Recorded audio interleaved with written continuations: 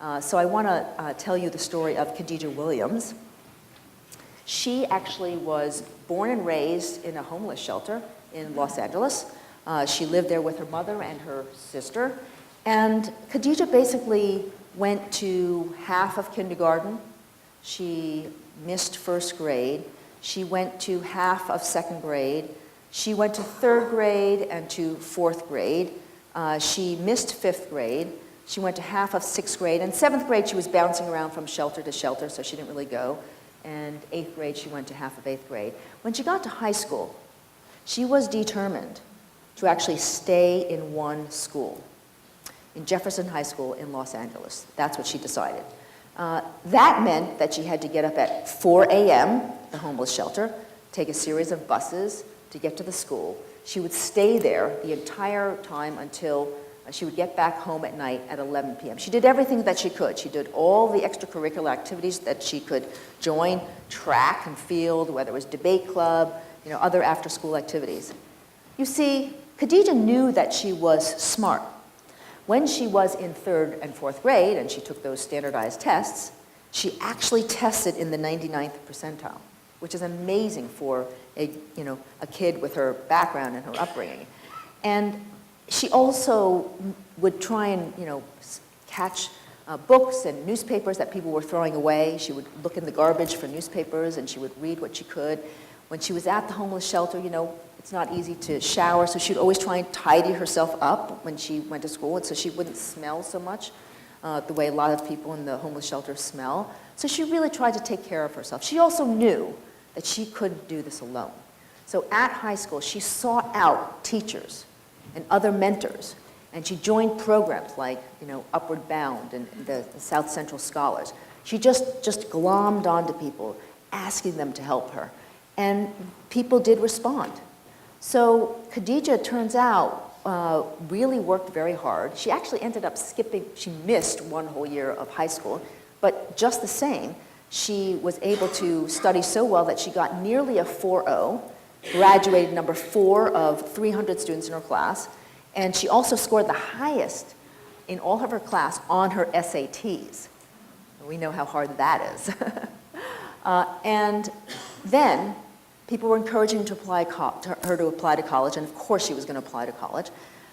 There was a nice couple, Jim and Pat London, who said, Khadija, come to our house when you're writing your applications. The homeless shelter is no place for you to be writing applications to college. So she moved in with them and wrote her applications, and she wrote powerfully about how she grew up among the shelters, and here she is, studying, working hard. She wrote so powerfully that she ended up getting into college, and she got a full scholarship. And just a year and a half ago, Khadija graduated from Harvard University. Yes, that is a real achievement. Let me tell you a little bit about how A Path Appears came about. After we wrote Half the Sky, then people would so often come to us and ask, so what can I do? And it does seem to us that there are so many people who really want to connect to a cause larger than themselves, who want to make a difference, but don't really know what to do, or worried about corruption and inefficiency. And these are real issues. Helping people is harder than it looks. It really is.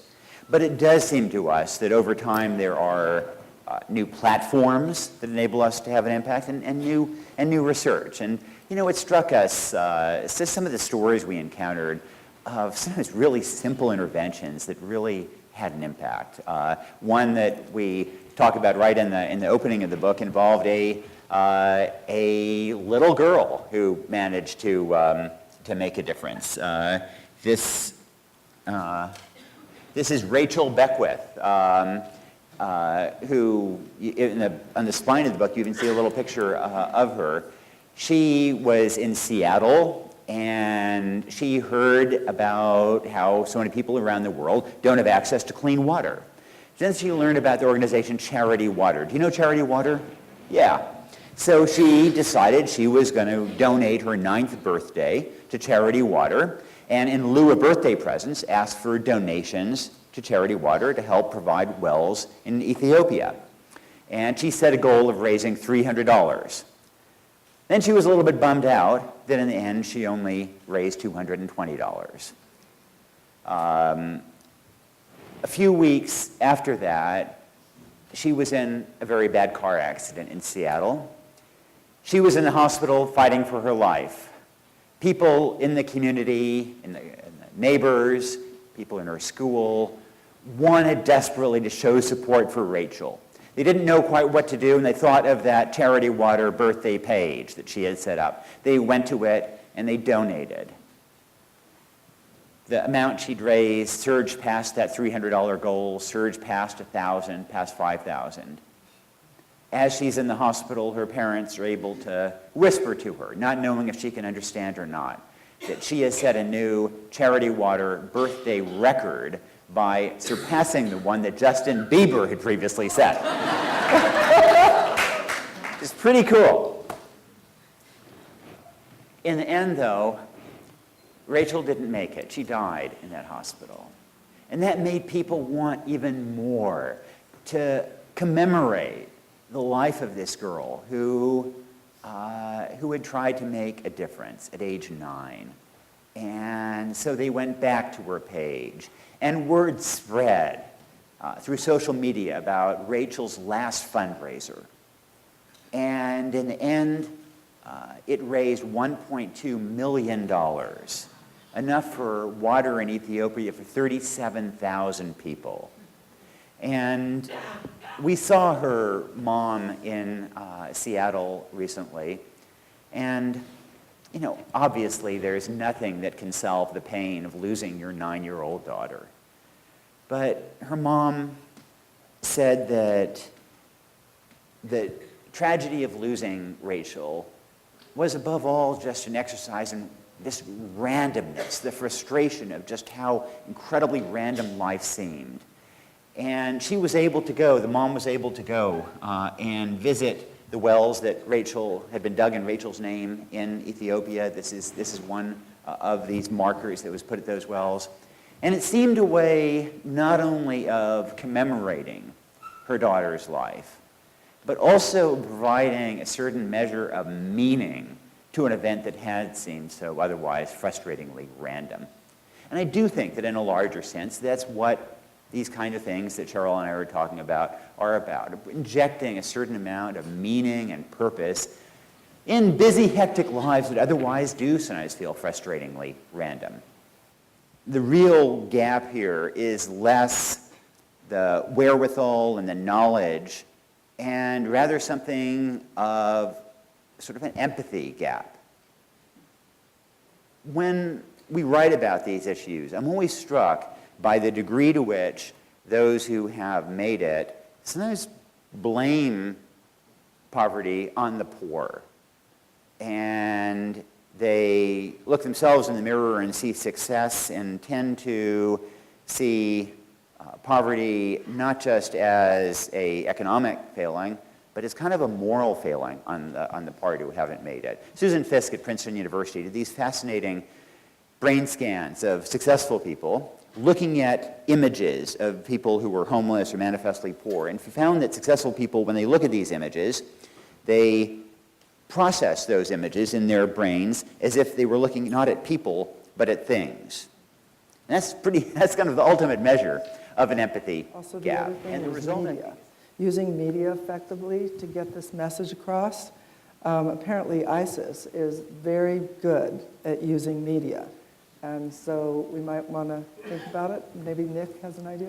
One thought about that, this is something I worry about, because we talked about the empathy gap, and it is really hard to make progress on these issues, domestically or internationally, if they aren't on the agenda, if people aren't thinking about them.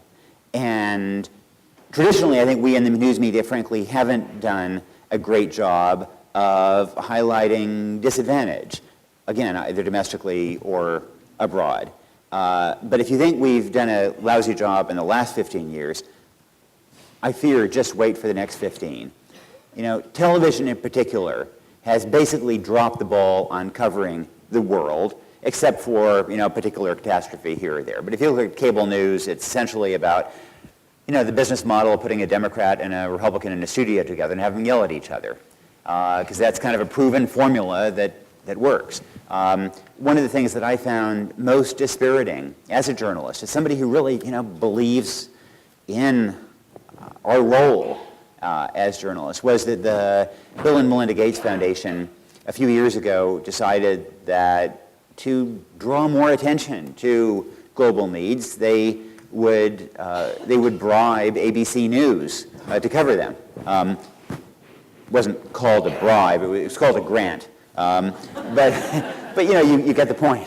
And so and this was controversial within the development community, because why should Bill and Melinda Gates be giving money not to pay for vaccines or malaria bed nets, but rather to overpaid television executives to do a job they should be doing anyway? So this was controversial, but in fact, over a year, ABC News did a really good job of reporting on maternal health, maternal mortality, on nutritional issues, micronutrients, on global health. And so after a year, this was regarded as a real success, and the Gates Foundation went back to ABC News and said, we'd like to renew our bribe. And maybe they didn't word it like that, but, and ABC News said no, because we can see that when we're airing these important stories, that's when people are switching the channel. I find that really troubling, and an omen of the challenges that we face in trying to keep a spotlight on these issues. And, so I fear that we in the news media are going to be dropping the ball on this. And I do hope that all of you have your own little spotlights in some form. And it's your Facebook page, it's your dinner table conversation, it's the water cooler conversation at work, it's, your book club, whatever it may be. I hope that as we drop the ball, you will help pick it up. As well. Have you run across innovative or novel programs in elementary, middle, high schools that are getting young people to act on that set of empathetic possibilities that you could tell us about? There have been programs precisely to kind of build empathy. And I think if you try to figure out how we can do a better job in a society of trying to create a more empathetic population, then I think, indeed, education is the place to do it. There's been, as you know, in the last couple of decades, a real push for service projects. And I started off, frankly, somewhat skeptical about these. I ran into a clinic in Mexico that over the course of one summer had been painted 7 times by successive armies of high school students from America trying to prove their empathy and service, and probably writing their college applications about this transformative experience of painting this clinic. Yet, over time, I've really come to believe that these efforts really do matter, and that even if they aren't transformative for that Mexican clinic, to get those American kids exposed to that need and to see people who, because of the lottery of life, have less than they have, I think helps shape them. Some of the programs that we've seen are really, particular to a teacher. For instance, the Overlook School in Seattle has a program where they actually built a school in Cambodia, and the kids in the high school got to know the kids in the school who go to the school that they built. And so once a year, those children from Washington go to Cambodia. And it really is more of a learning experience for the kids in America. It's not as though the kids in Cambodia are really learning a lot of English from these students, but it does teach the American students a lot about just how much poverty there is. They just had, we've talked to some of the kids, and they've never even seen on TV the kind of poverty that they saw when they went to Cambodia. There's also another organization called Girls Learn International, which was started by a young girl when she was in middle school, really. She started conceiving of this, and then she, along with her mother, they created this organization that now has chapters at lots of local high schools, and they partner with a high school in another country. And they've like 5, 6 countries, including Cambodia, somewhere in Latin America too. And it's almost like a pen pal relationship where the girls here in America, either they raise money for the girls in school in those other countries so that the girls stay in school. So it's another way of teaching greater understanding of how the other half lives, and by that they develop some empathy. You know, I think Cheryl's comment reminds me that I think there's some students here from Los Altos High School who are engaged. Is that you guys? Okay, bravo to you. So we write about this effort in A Path Appears, really a tremendous effort by these students at Los Altos High School to essentially adopt a very deprived school in Haiti, in Port-au-Prince, Haiti, called Sopodep School, and go there once a year on a journey as well, in addition to fundraising. And they've completely transformed this school in Haiti, and also, it sounds as if it's had this remarkable impact on you folks here as well, that it's really been a mutually beneficial experience all across the board. Hi, my name is Lisa Antillon, and I'm a commentator on global affairs of the type that you talk about for Public Radio of Mexico. I moved to the Bay Area from Mexico City 4 years ago, and I thought, what am I going to do in one of the richest places on the planet? I'm going to be really bored.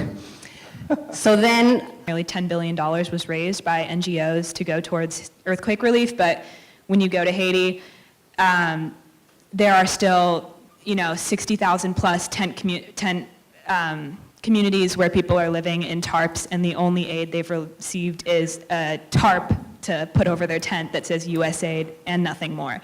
And so I just wanted to ask you, from your research and in your book, what you believe is really where can you get the most bang for your buck, and where can you make real impact?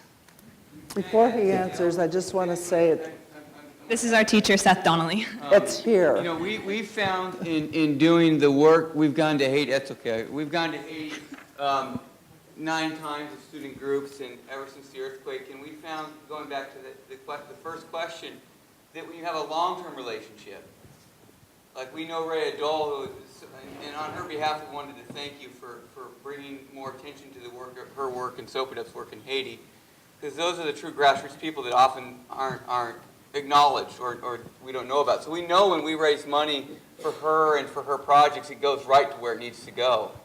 And we'll keep doing that. And anybody who would like to come with us as a chaperone on our trips, we're always looking for people from the larger community. It's an amazing experience.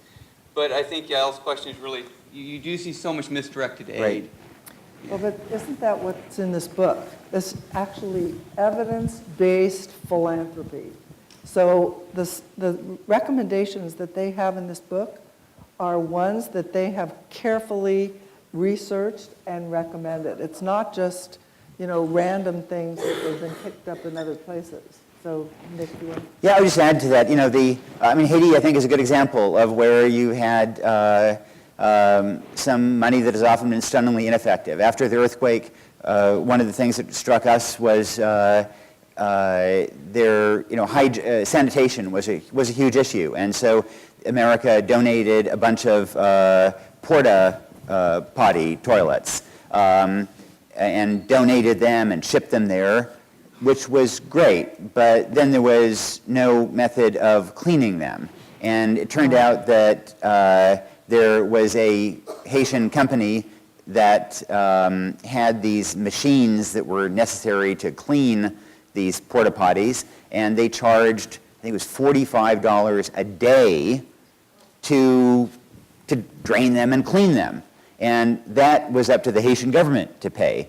And so you had a private Haitian company that was making a mint, and the Haitian company was going broke on this American donation of these porta potties. It was, it wasn't thought out from the beginning. And I think anybody who's traveled around has seen money that has been poorly spent. I think the key is, listening to local people, being there on the ground level, and early interventions of whether it's education or nutrition, I think often tend to go the farthest. But it's also focusing on outcomes. So one of the things that we talk about is that there's a beginning of a shift among charities and other organizations to focus on outcomes philanthropy, not so much inputs philanthropy. So for many times it's been how many schools did you build? How many books did you deliver? Rather than, well, how many students actually read those books and how much did it increase their understanding or their language skills? Or how many kids were actually reading at grade level? There really has to be a greater shift to outcomes, in philanthropy, and that's actually what is critical, and it's not there yet. So, for instance, in Haiti, there are a couple of organizations that we've been extremely impressed with. SOPDEP is one. Also, Fonkazi, which has really worked with BRAC to develop a kind of savings, micro savings, approach to teaching families and individuals, starting with the woman, the mother, how to actually not only save, but how to actually do household planning and how to, focus on building a life for the household with the kids going to school and starting with building, planting trees that you then can actually grow fruits and then sell the fruits. And so they focus on the outcomes, and they have milestones that the families need to reach. And so it's really, looking at organizations that care about the outcomes and not just about the inputs.